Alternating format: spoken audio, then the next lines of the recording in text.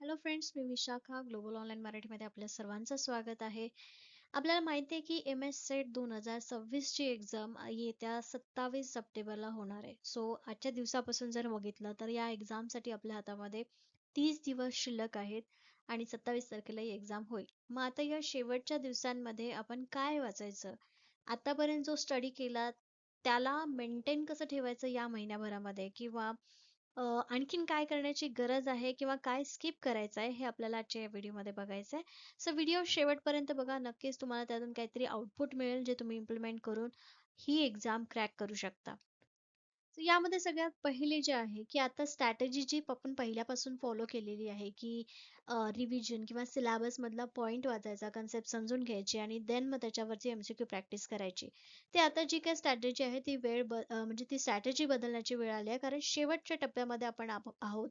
30 days मध्ये आपण preparation करायचं असेल तर पूर्ण सिलेबस वाचणं इथे पॉसिबल होत नाही आणि अक्षरशः आपण त्याच्या मागे गेलंही नाही पाहिजे. कारण पूर्ण सिलॅबस, समुद्रामधला जर सिलॅबस आपल्याला पूर्ण करायचा असेल, तर तो वेळ 1 महिन्याचा खूपच अपुरा वेळ आहे. सो मग नेमकं काय करायचंय? तर याच्यामध्ये नवीन बुक्स असतील किंवा PDF असतील, यांच्या मागे तर अजिबात लागायचं नाहीये. कारण आपण जर त्याच्यामध्ये म्हणजे एक्झॅक्टली आता रेफरन्स बुक तुम्ही बघा, 200, 200, 300, 300 पानाचे हे बुक्स असतात. मग ह्या सगळ्या बुक्स मधून तुम्ही नेमकं काय वाचणार? हे गोंधळ उडतो आणि मग शेवटच्या दिवसांमध्ये प्रेशर यायला लागतं, की हे बुक्स संपले नाहीत, तर मी एक्झाममध्ये काय देऊ? मग आपल्याला 3 गोष्टींवरती फोकस करायचा आहे, ते म्हणजे रिव्हिजन, प्रॅक्टिस आणि ॲक्युरसी. रोज तुमचे ठरलेले 6 ते 8 तास तुम्हाला क्रमाने अभ्यास करायचाच आहे. प्रामाणिकपणे अभ्यास करायचा आहे. पण त्याची जी वेळ आहे ती आता नवीन शिकायचं नाही. जे काय आहे ते मजबूत करायचं आहे. ठीक आहे. त्यामध्ये पण तुम्हाला प्रायोरिटी द्यायची आहे, ते म्हणजे PYQs ला. कारण PYQs मध्ये म्हणजे मागील 5 ते 7 वर्षापासूनचे जे PYQs आहेत पेपर 1 चे, ते जर तुम्ही सॉल्व्ह केले आणि आन्सर न पाहता जर सोडवले, तर तुम्हाला नक्कीच ऑप्शन कोणता चुकीचा आहे हे समजतं आणि त्यातून करेक्ट आन्सर जे आलंय ते कसं करेक्ट आलंय हे सुद्धा तुम्ही जेव्हा स्वतः ट्राय करता सॉल्व्ह करायला, ते सुद्धा तुम्हाला समजतं. आणि त्यामध्ये पण अनालिसिस करताना जे टॉपिक प्रत्येक वेळेस जास्तीत जास्त वेळेस विचारले, ते टॉपिक साईडला एका पेजवरती किंवा तुमच्या नोटबुकमध्ये लिहू शकता.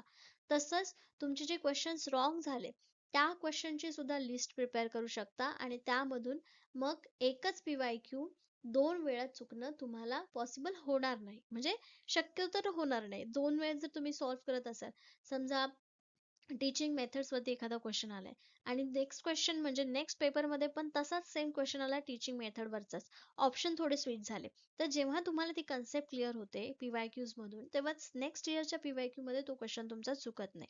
ठीक आहे. सो एक वर्षाचा एक PYQ सेट रोज सॉल्व्ह करा. 30 दिवसांमध्ये तुमचे दोन दोन ते म्हणजे 2 वेळेस तरी हे PYQ सॉल्व्ह करून नक्कीच होतील. ठीक आहे. तर या प्रकारे म्हणजे आता जेव्हा आपल्याकडे एवढा मोठा सिलेबस किंवा एवढे मोठे बुक्स असतात, त्यामधून प्रिपरेशन करण्यासाठी जेव्हा तुम्हाला अवघड वाटतं, तेव्हा म्हणजे काय म्हणतो आपण, साहजिक आहे अवघड वाटणं. पण हे सगळं आपल्याला त्याच्यातून सॉर्ट करायचं आहे 30 डेजच्या प्रिपरेशन. यासाठीच म्हणजे आता स्पेसिफिक अभ्यास करण्यासाठी स्पेशल ग्लोबल ऑनलाईनने 30 डेज क्रॅश कोर्स सुद्धा लॉन्च केलेला आहे, जो उद्यापासून म्हणजे 26 ऑगस्ट पासून स्टार्ट होत आहे. आणि आजपासून ऍक्च्युली 26 ऑगस्ट तिथून स्टार्ट होईल. ते तुम्हाला 26 सप्टेंबर पर्यंत म्हणजे एक्झामच्या डे पर्यंत हा क्रॅश कोर्स तुम्हाला सपोर्ट करेल. याच्यामध्ये एक्सपर्ट जे आहे ते तुम्हाला काय वाचायचं, काय वाचायचं नाही, आणि शेवटच्या 30 दिवसांमध्ये रेकॉर्डेड लेक्चर्स मध्ये तुम्ही मागचं बघू शकता. पण लाईव्ह सेशन मध्ये सगळ्या सिलेबस कव्हर न करता जे फक्त इम्पॉर्टंट आहे तेच फक्त याच्यामध्ये शिकवलं जाईल. MCQ प्रॅक्टिस रोज घेतली जाईल, मॉक टेस्ट सुद्धा रोज घेतले जाईल आणि शिवाय तुम्हाला या सगळ्या प्रिपरेशन सोबत लास्ट इयर PYQ सुद्धा याच्यामध्ये मिळून जाते. ठीक आहे. तुमचे डाउट्स जे असतील प्रिपरेशन मध्ये, 30 डेज स्ट्रॅटेजी प्लॅन मध्ये, ते सुद्धा सोडवण्यात येतील ह्या क्रॅश कोर्स मध्ये. सो बॅच इकडे स्टार्ट होणार आहे. याची फीस जी आहे ती 2600 डिस्काउंटेड प्राइस मध्ये मिळत आहे. जे स्टुडंट्स कमी म्हणजे आता शेवटच्या टप्प्यामध्ये आहेत आणि त्यांना हे जॉईन करायचं आहे, त्यांनी लवकरात लवकर जॉईन करा. जॉईन करण्यासाठी इकडे दिलेल्या व्हॉट्सअप वरती मेसेज करू शकता किंवा प्ले स्टोअरवरून ग्लोबल ऑनलाईन नावाचं ऍप डाउनलोड करू शकता. ऍपच्या सर्च बॉक्समध्ये पेपर 1 MS सेट 2026 सर्च करून तिकडे लगेच प्रिपरेशन सुरू करू शकता. शिवाय आता बुक्स ही भरपूर आहेत. मग आता स्टडी मटेरियल भरपूर आहे. तुमचं प्रिपरेशन भरपूर झालंय, पण त्या प्रिपरेशन सोबत जर तुम्हाला MCQ प्रिपरेशन किंवा MCQ प्रॅक्टिसची जर साथ मिळाली, तर तुम्ही 100% ही एक्झाम क्रॅक करू शकता. म्हणजे तुमच्या माइंडमध्ये सगळं प्रिपेअर आहे, पण त्याची प्रॅक्टिस कुठे करायची? तर ते प्रॅक्टिस करण्यासाठी ग्लोबल ऑनलाईनचं एक बुक आम्ही लॉन्च केलेलं आहे, जे महाराष्ट्र सेटसाठी आहे, ज्याच्यामध्ये PYQs विथ सोल्युशन आहे 2011 ते 2025 पेपर 1चा, आणि पूर्ण टोटल 5000 MCQचा हा संच आहे, जो तुम्हाला फुल प्रूफ प्रॅक्टिस करून देईल एक्झामला क्वालिफाय होण्यासाठी. ठीक आहे. सो या बुकची लिंक जी आहे, जी Amazonवर हे बुक अवेलेबल आहे, आणि त्याची बुकची ऑर्डर करण्यासाठीची लिंक आहे ती मी डिस्क्रिप्शन बॉक्समध्ये खाली मेन्शन केली आहे, तर तुम्ही तिथे ही बुक ऑर्डर करू शकता. आणि प्रिपरेशन सोबत याला प्रॅक्टिससाठी कन्सिडर करू शकता. ठीक आहे. आता पुढे जेव्हा आपण PYQs करतोय आणि तुमचं बाकीचे जे नोट्स वगैरे आहेत ते वाचताय, त्याच्यामध्येच तुम्ही आतापर्यंत जे प्रिपेअर केलंय त्याच्यामध्ये शॉर्ट नोट्सची रिव्हिजन करणं सुद्धा गरजेचं आहे. ठीक आहे. तुम्ही कशा पद्धतीचे नोट्स बनवलेत, की नोट्स बनवलेत किंवा चार्ट्स बनवलेत किंवा काय बनवलंय सगळं असेल, ते सगळे बुक्स न वाचता ह्याची रिव्हिजन तुम्ही सुरू करा, MCQ सॉल्व्ह करत करत.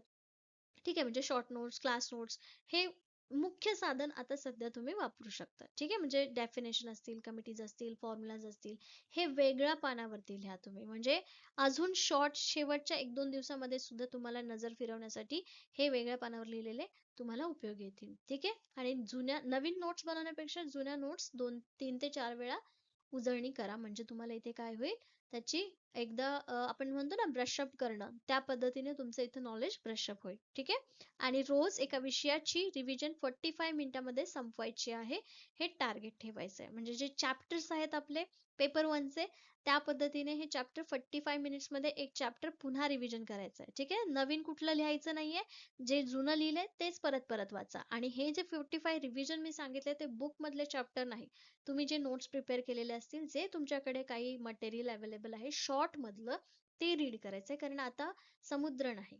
ठीक आहे. आता समुद्र नाही, आपल्याला ओव्हरव्ह्यू घ्यायचा आहे. ठीक आहे. रिसर्च मध्ये बघितलं तुम्ही, पायलट स्टडी त्या पद्धतीने. ठीक आहे. सो मॅक्झिमम MCQ प्रॅक्टिस करा, हाच एक सल्ला आहे ही एक्झाम क्वालिफाय करण्यासाठी. डे 1 to 10 रोज 50 MCQ सॉल्व्ह करा. डे 11 to 20 रोज 100, आणि 21 to 30 100 प्लस MCQ सॉल्व्ह करा, जेणेकरून तुमचं मॅक्सिमम क्वेश्चन सॉल्व्ह होतील. आणि असेच प्रश्न सॉल्व्ह करू नका, याच्यामध्ये टायमर पण लावा. टायमर लावूनच हे क्वेश्चन सॉल्व्ह करा. एक प्रश्न 40 सेकंदात सॉल्व्ह झालाच पाहिजे पेपर 1 साठी, तर तुम्हाला टाइम जो आहे तो व्यवस्थितपणे पुरेल. ठीक आहे. आणि किती सोडवले यापेक्षा किती बरोबर आले हे महत्वाचं आहे. कारण अटेम्प्ट करण्यापेक्षा स्कोर करण्यासाठी आपल्याला क्वेश्चनचे आन्सर्स बरोबर देणं इम्पॉर्टंट आहे. त्यामुळे किती सोडवल्यापेक्षा किती बरोबर आले हे महत्वाचं आहे. आता समजा तुम्ही 10 क्वेश्चन सोडवले असतील, त्यातले 8 बरोबर आले असतील, तर बरोबर आहे. 10च्या 10 सोडवण्यापेक्षा 8च क्वेश्चन दिले आणि ते बरोबर दिले, तरीही आपल्याला चालणार आहे. ठीक आहे. आणि प्रत्येक चुकीच्या MCQचा कन्सेप्ट त्याच दिवशी समजून घ्या. तुम्ही आता 10 समजा आता 50 प्रश्न सोडवले, त्या 50 प्रश्नांमध्ये तुमचे समजा 20 प्रश्न जे आहेत ते चुकले. ते का चुकले? त्याच्याशी म्हणजे कोणत्या कन्सेप्टवरती हे क्वेश्चन आहे ते कन्सेप्ट वाचून काढा. ठीक आहे. म्हणजे स्वतःला तुम्हाला हा प्रश्न विचारायला लागेल, की हा प्रश्न माझा का चुकला? म्हणजे याच्यामधून तुमचं काय होईल, की तुम्हाला कळेल, की कोणत्या कन्सेप्टमध्ये तुमचे मार्क्स जातायत. तर तिथे तुम्हाला फोकस करण्यासाठी ती मदत होईल. ठीक आहे. सो याच्यामध्ये तुम्हाला टार्गेट एक ठेवायचं आहे, ते म्हणजे 85% ॲक्युरसी ठेवायची आहे. तिथून आपला स्कोर वाढतो. ठीक आहे. सो नुसार आपला स्कोर वाढतो, वेगाने नाही. जर आपण वेग वाढवला तर त्याच्यामध्ये क्वालिटी पण पाहिजे, राईट? सो ते करा. ठीक आहे. आणि दुसरं म्हणजे एक माय मिस्टेक नावाची बुक बनवा. माय मिस्टेक म्हणजे मिस्टेक हायलाइट करण्यासाठी नाही, तर तुम्हाला त्याच्यावरती फोकस करण्यासाठी. म्हणजे चुकलेला प्रश्न प्लस प्लस त्याच्याबरोबर त्याचं करेक्ट आन्सर काय आहे आणि त्याचं कारण लिहा. म्हणजे तुमच्या लक्षात राहील, की काय एक्झॅक्टली चुकलं आणि ह्याचं करेक्ट आन्सर काय आहे. असं केल्याने तुम्हाला ते करेक्ट आन्सर बरोबर व्यवस्थित राहतं. त्यानंतर कन्फ्युजिंग कन्सेप्ट्स असतील, जे आपण नेहमी विसरतो, तर ते फॅक्ट्स वेगळे नोंदवा. म्हणजे रिव्हिजन करून करून ते सुद्धा पाठ होऊन जातील. आणि आठवड्याच्या शेवटी ह्या चुका परत तपासायच्या. ह्या बुकमध्ये आपण मेन्शन केलेल्या आहेत त्या.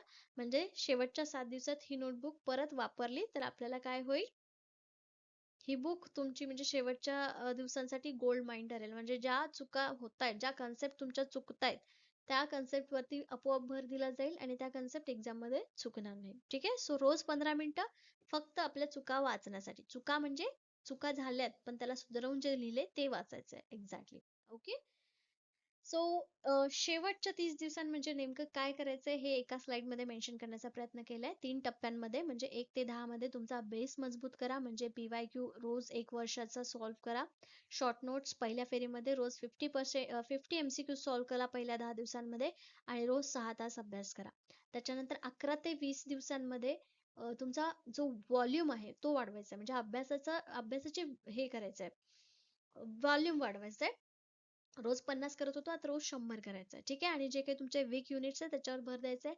PYQs इकडे जर सगळे सॉल्व्ह करून झाले पहिल्या 10 दिवसांमध्ये, तर PYQ ची दुसरी फेरी परत एकदा सॉल्व्ह करा, आणि दर रविवारी एक मॉक टेस्ट सॉल्व्ह करा, which is very important. And then exam मोडमध्ये शेवटच्या 10 दिवसांमध्ये तर आपल्याला एक्झाम मोडमध्येच जायचं आहे. म्हणजे आठवड्याला 3 मॉक टेस्ट सॉल्व्ह करायचे आहेत. मिस्टेक नोटबुक्सची रिव्हिजन वारंवार करायची आहे. उजळणीवरतीच भर द्यायचा आहे, रिव्हिजनवरतीच भर द्यायचा आहे. आणि नोट्सची रिव्हिजन करायची आहे, रेफरन्स बुकची नाही. जसे दिवस कमी होतील तसं नवीन मटेरियल पूर्णपणे बंद करायचंय. ठीक आहे. आणि रिव्हिजन वरती जास्त फोकस करायचंय. Okay. So this will be your formula for last 30 days. हा क्रम तुम्ही जर रोज पाळला तर इथे स्कोर तुमचा आपोआपच बूस्ट होईल. काय? PYQs, शॉर्ट नोट्स, नंतर MCQs करायचे आहेत. MCQs नंतर त्यातून मिस्टेक्स जे चुकलेत आन्सर त्याची नोंद करायची आहे, त्यातून तुमची concept, and then revision. And सगळं रिव्हिजन झालं की मग एक मॉक टेस्ट. ठीक आहे. PYQ, MCQ, mistakes and revision, this should be your cycle. ठीक आहे. ओके. सो आता याच्यामध्ये जे मी मेन्शन केलं इथे माझ्या कॅल्क्युलेशन नुसार 30 दिवस आणि 6 तास जर दिले तर 180 तासामध्ये जर पुरेसा म्हणजे व्यवस्थित त्याला वापरला तर नक्कीच हे एक्झाम तुम्ही क्वालिफाय होता. ठीक आहे. येस. आता तुमच्यासाठी एक शेवटचा संदेश, तो म्हणजे तुम्ही जे काही शिकलात ते स्ट्रॉंग करा. ठीक आहे. नवीन ऍडिशन करू नका. एखादा टॉपिक जर आधी स्किप केला असेल तर तो आता शेवटच्या 30 दिवसांमध्ये नका करू. जे टॉपिक एकदम पक्के झालेत त्याच्यावरतीच तुम्हाला काय करायचंय, भर द्यायचे. आणि स्पेशली PYQs, MCQs रिव्हिजन यावर मॅक्झिमम फोकस करायचंय. आपल्या चुका ओळखा, त्यांना पुन्हा पुन्हा होऊ देऊ नका. म्हणजे एक चुकलं तर परत ती चूक, तो क्वेश्चन परत नाही चुकायला पाहिजे त्या कन्सेप्ट वरचा. ठीक आहे. प्लॅनिंग आणि तुमच्या टिक्स म्हणजे रोजचा प्लॅन करा, तुम्ही काय करणार. 50 MCQs झाले, ओके.